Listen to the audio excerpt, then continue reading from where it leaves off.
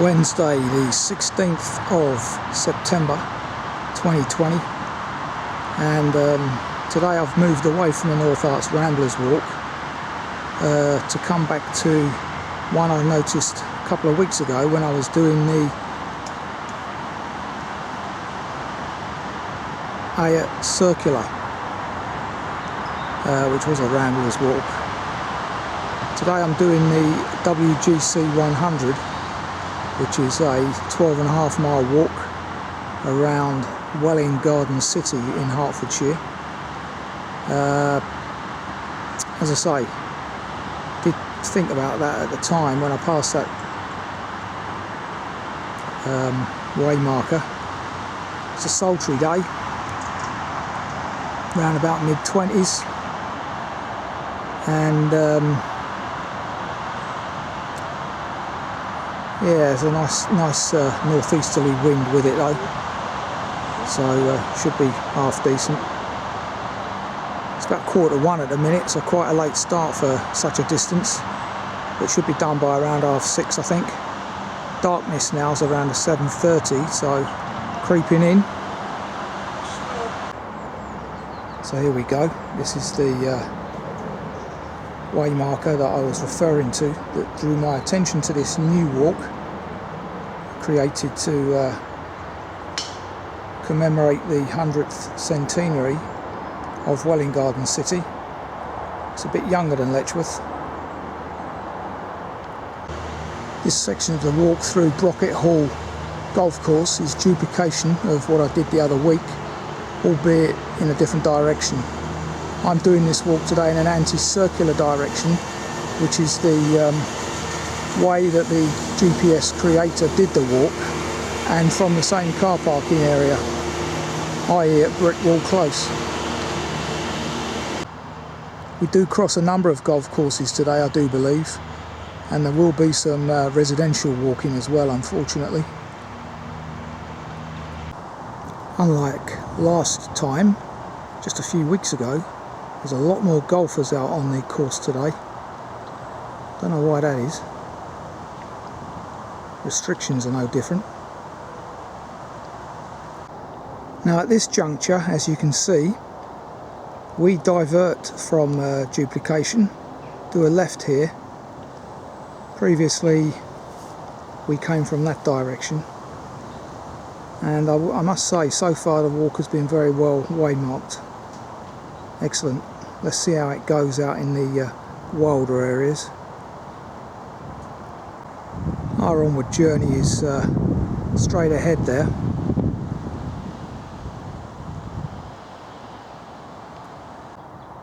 I really don't get the point of driving a buggy around a golf course.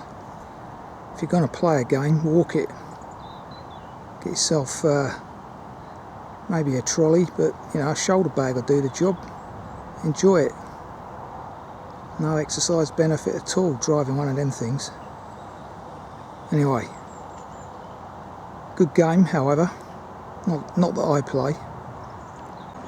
So the first mile just down, and we enter mixed woodland, away from the golf course now, heading towards the village of Lemsford, which I know from the Rising Sun days back in my youth. Used to go there occasionally. The old mill at Lemsford. As usual, now apartments.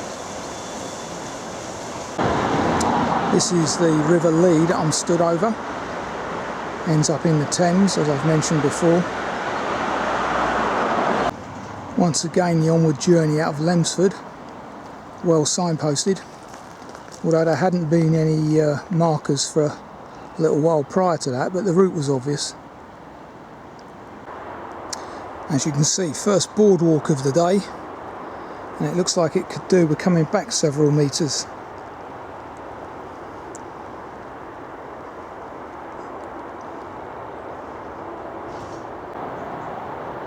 Grey heron just flown up in front of me. Doing well to balance on that hawthorn bush.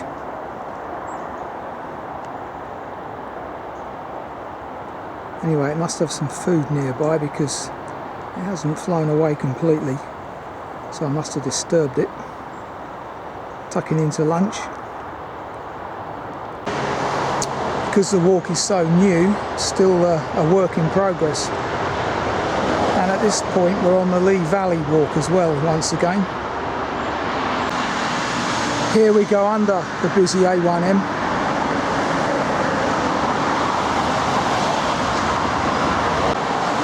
And clearly if this gets flooded in winter, which it will do, looking at the water level, there is a lengthy diversion mark there, which is useful, but lengthy. I mean, look at that, it's touching the top of the footpath now, and the water level is not particularly high at this time of year. But from this detritus and the mark on the wall, you can see how high it can get in flood or spate.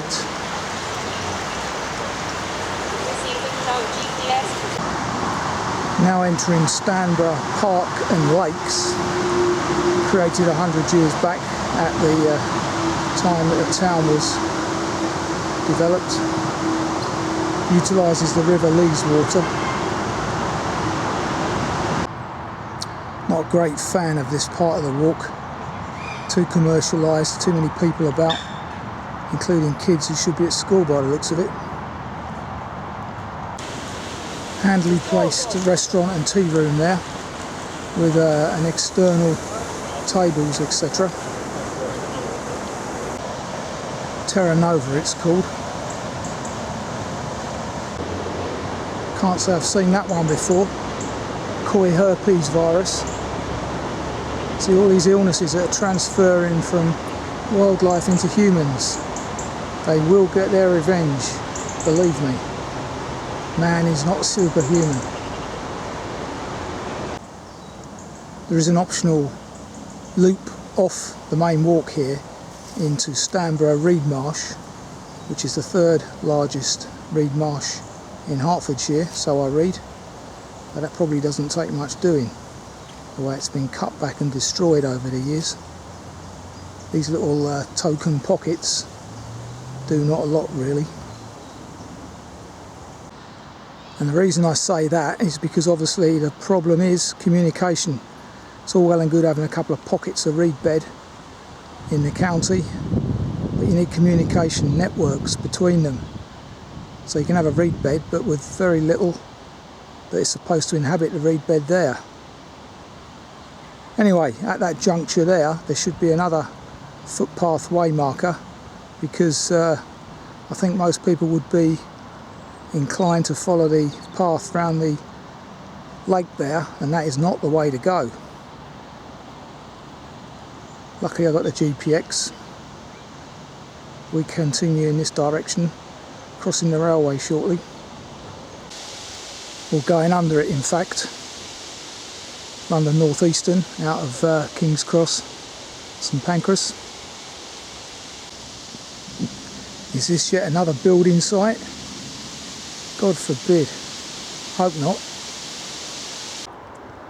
Moving away from Welwyn Garden now, getting into a little bit more of a rural area, although you can always hear the drone of the A1M at the moment.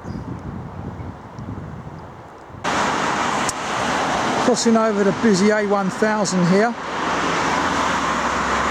Be careful at this juncture, because our onward journey is sharp left here, easily missed. There's the road ahead. That gate and associated fencing really needs sorting out. People are doing the wrong thing and cutting through there. Now, as I noticed on my right, another golf course coming up.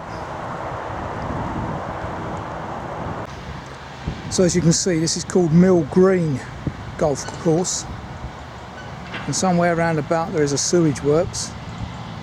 Bit of a myth in the air today.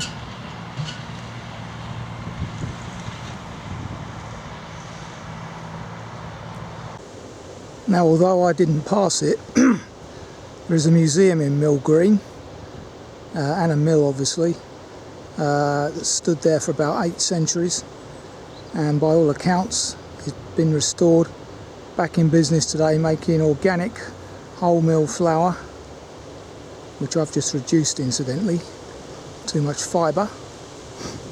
But yeah, Google that if you're interested. Mill Green Museum. Seems like a decent course. Equally busy as Brocket. Wonder how the fees compare, simply for paying for the name over at Brocket. Well, that probably tells you all you need to know about Mill Green Golf Club. Even the fairways are not devoid of litter. Some nice autumn colours starting to appear now. What a cracking afternoon it's turning out to be. Bit of road walking here with no pavement.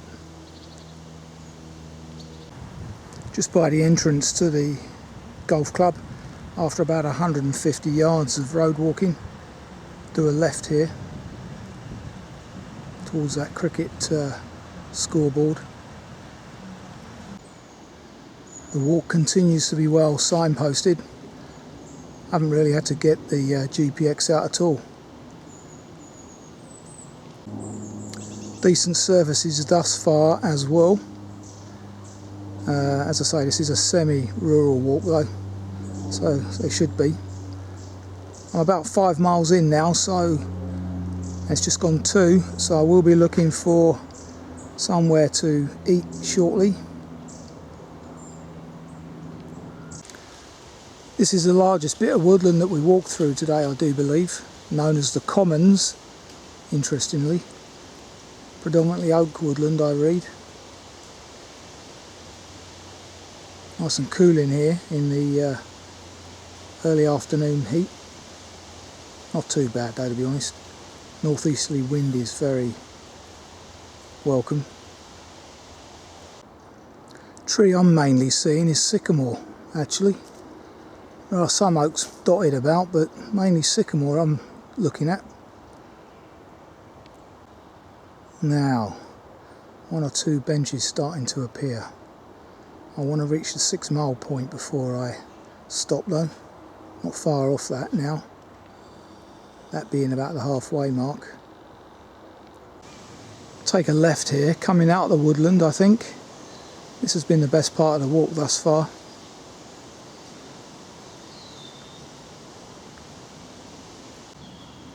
Even that looks new. Lots of waymarker posts, bridges. A lot of expense has gone into this walk by the looks of it, to commemorate Ebenezer Howard's work 100 years back. So leaving the Commons behind us, and that kissing gate there doesn't quite close up properly. It's dropped a bit I think, so that you can't close it. Now following a concrete road through Rollswood, and I noticed just there some kind of air tunnel, or it could be a World War II feature, which would explain the concrete road really, not sure. Absolutely ridiculous. Someone's tried to pull off this waymarker symbol.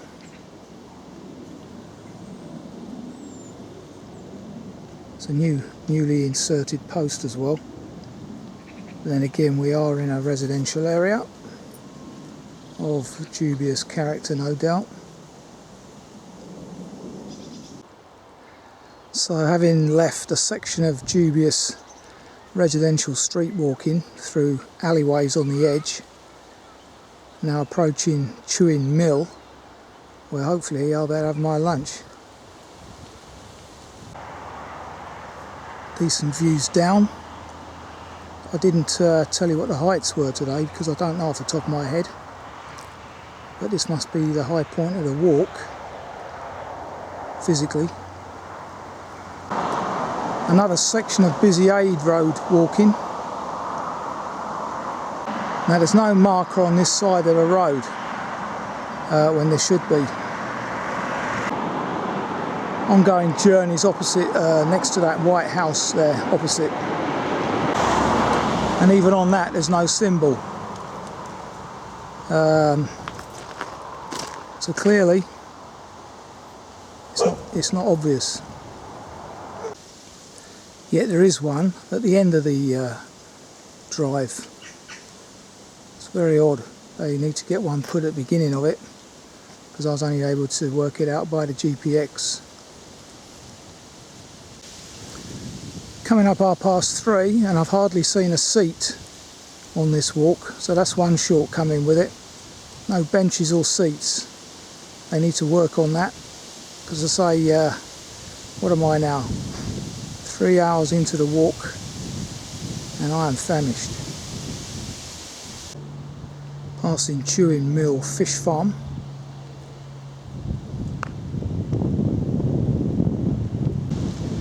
That church up there is the only church on this walk, and I wasn't anticipating taking my lunch there, but it looks like I might have to. It's a bit off the beaten track here, but such is life. Now you can see why there's a fish farm there. I believe this is the Mimram, a chalk stream, and managed by Sarah Parry and Co at Herts and Middlesex Wildlife Trust. Information panel here telling us about Chewinberry Farm Chalk River Trail and the quite rare water voles now. We certainly haven't got any up in North Herts, according to Sarah Parry. See the watercress beds there.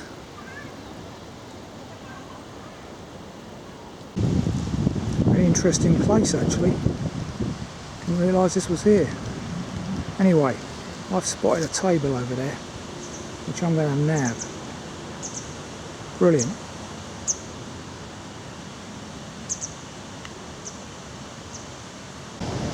So, just gone 3:30, about 7 mile in, and lunch is served.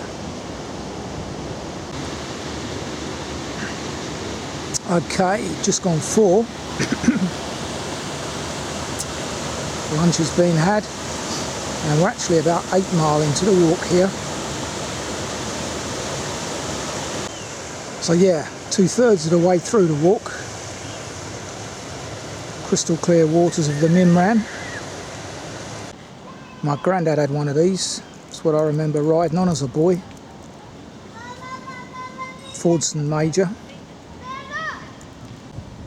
And as you can see, the walk actually continues through this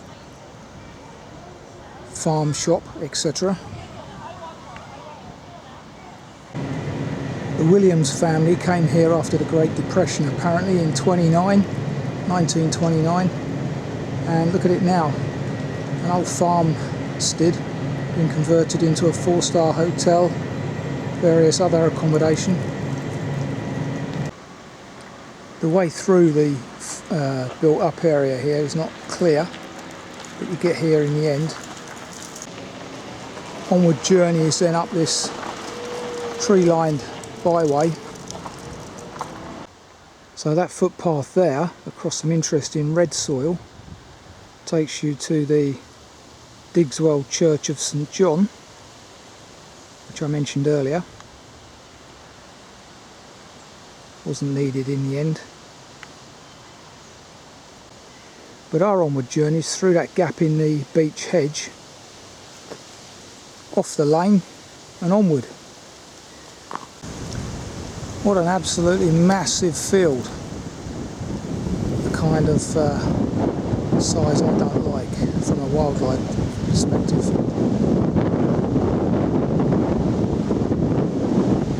Today's spotlights are 427 and 167. So we're not that high today, which is probably just as well as the wind picks up. You may be able to hear it now.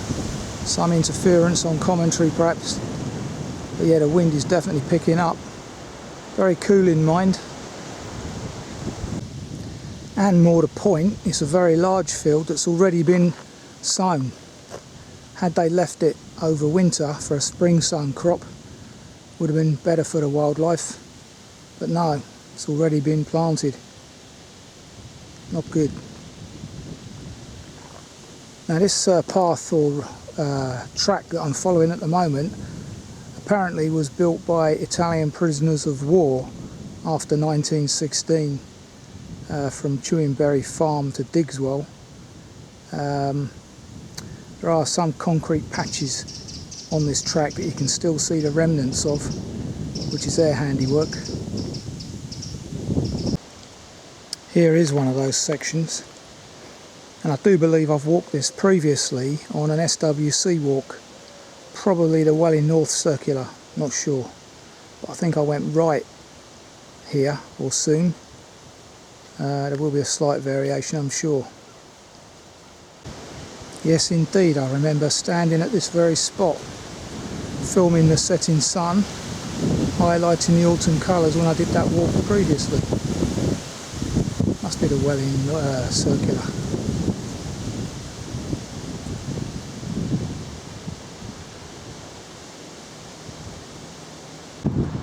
Okay, I'm stood on Harbour Green Road, which is closed presently for 12 months. And it's actually not easy to get to this point following the way markers, because coming out of that Chewingberry Road, it needs a bit more indication if you haven't got a GPX. Luckily the GPX got me out of trouble. Now in front of me there are 40 arches, 100 foot high, designed by William Cubitt and opened in 1850. This is the Welwyn Viaduct, containing 13 million local bricks apparently.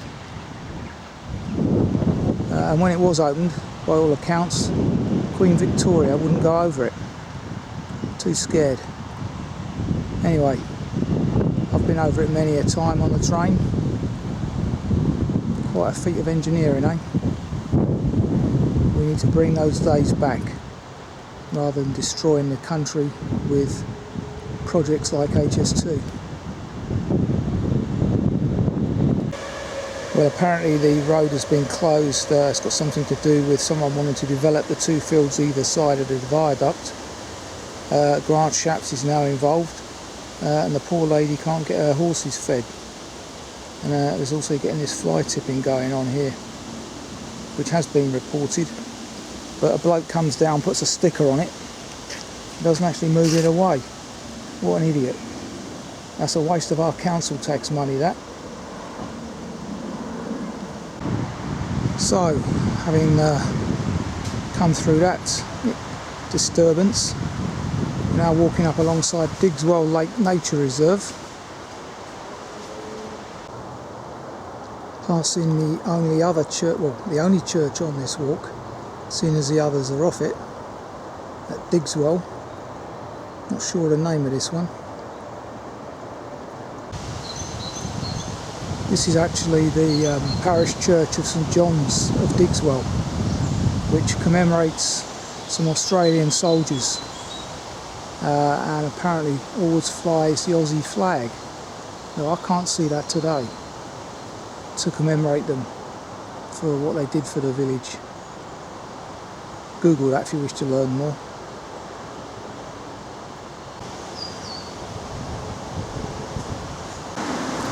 Now entering Sherrods Park Wood via the Monk's Walk entrance. Haven't spoken much about wildlife today, basically because there hasn't been a lot to talk about. That is sadly the indictment of central Hertfordshire. I did see a deer, not sure which type it was.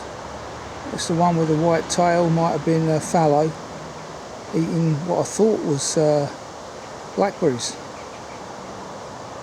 It was in amongst all the brambles. Can't think they've got a taste for that, but you never know.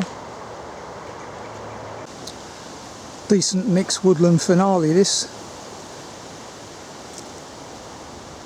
Wonderful.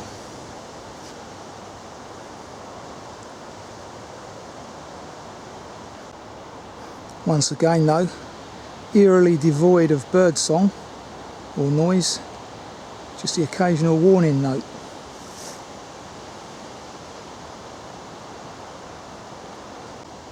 But as I've said on previous woodland walks, where you get lots of humans, and there certainly are a few in this woodland, wildlife won't inhabit the place.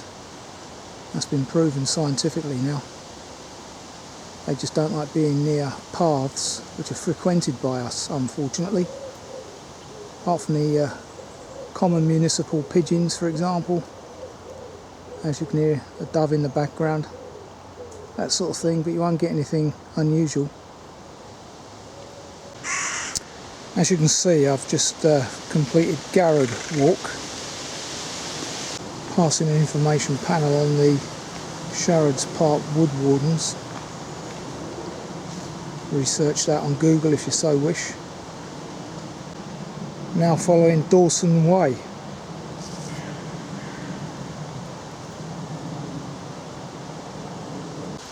Crossing over the former railway line here. Welwyn Garden to Dunstable, I think it was, not sure. Of course, you get a number of benches in this woodland dedicated to people, but they really need things like this throughout the walk, I would say. Certainly on the first 10 mile,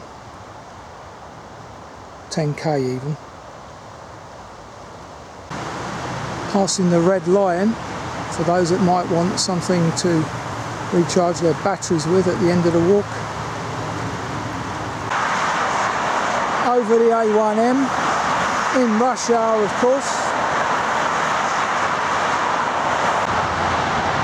My earlier comment about the Red Lion obviously depends where you started the walk. If you started it here, which is where me and the GPX creator did, then clearly you could have refreshment at this place. So, that concludes today's walk. Yeah, 12.3 miles in 4 hours 13 minutes. Which is a decent pace for me, but it just goes to show how much time I do lose when I have to consult the GPX on the Ramblers walks, which I often have to. Slows me down a bit. Today's was very well signposted on the whole. Were one or two places where I could have done with a bit of assistance, but thankfully GPX technology got me through. But as with the seating, a couple more way markers needed, I feel. Not really my kind of walk, too urban, too many people about, but a decent 12.25 miles nonetheless. Weather was decent on this late summer, early autumn day. So, let's press on. Till the next time.